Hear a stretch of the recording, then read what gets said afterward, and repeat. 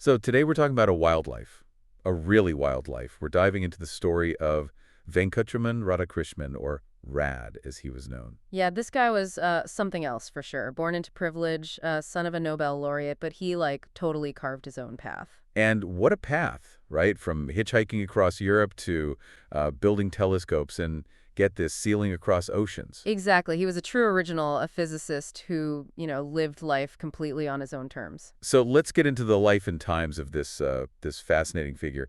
So Rad's father was CV Raman, a huge name in physics. But it sounds like their relationship was complicated, to say the least. That's putting it mildly, yeah.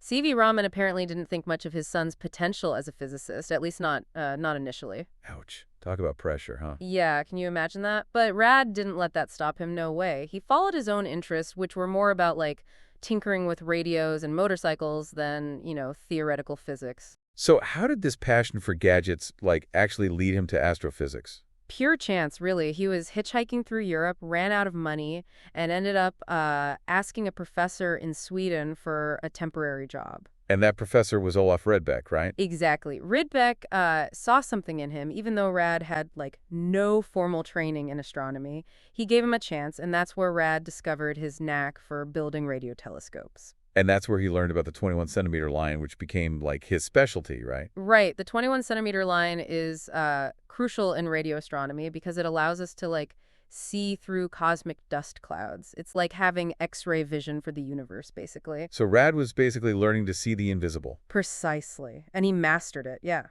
So from Sweden, he lands a job at Caltech. How did that even happen? Another stroke of luck, really. Rydbeck recommended him to John Bolton, an Australian physicist who was building telescopes in California. But Bolton was hesitant at first, right? Yeah, he'd had a bad experience with a previous Indian colleague, but Rydbeck convinced him to give Rad a chance. And Rad blew him away, apparently. Absolutely. He did groundbreaking work on polarized interferometry, revealing the magnetic field of Jupiter. And it sounds like he had a pretty interesting social life at Caltech, too. Hang out with Richard Feynman, for example. Yeah, they were quite the pair, apparently. Two brilliant physicists hitting the bars, chasing women. Sounds like the 60s in SoCal, huh? Exactly. Free love, intellectual excitement, and a whole lot of fun, yeah. And then there's the boat. He built his own trimaran and sailed it across the Pacific. The Cygnus A, named after a famous galaxy.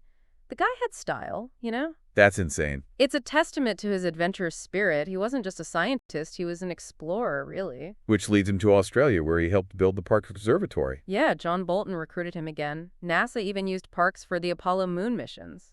So Rad was instrumental in some of the biggest scientific achievements of the 20th century. Absolutely, and he'd do it all without a PhD. Can you believe that? Eventually, he returns to India to head the Raman Research Institute, named after his father. It was a chance to finally step out of his father's shadow and, make his own mark. But it sounds like it wasn't easy, though. No, he faced a lot of bureaucratic hurdles. He had big ideas, but the funding never materialized.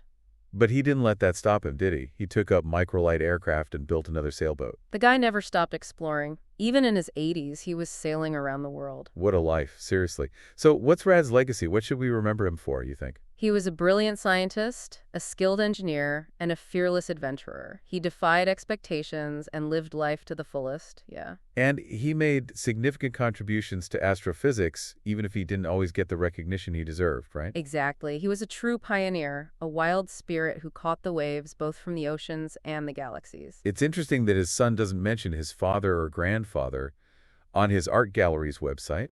Yeah, it's unusual, especially in India where family legacy is so important. Maybe he wanted to forge his own identity just like his father did. It's amazing to think that Rad's work on the 21-centimeter line is still relevant today with discoveries like the Alaknanda galaxy. Absolutely. His contributions continue to shape our understanding of the universe.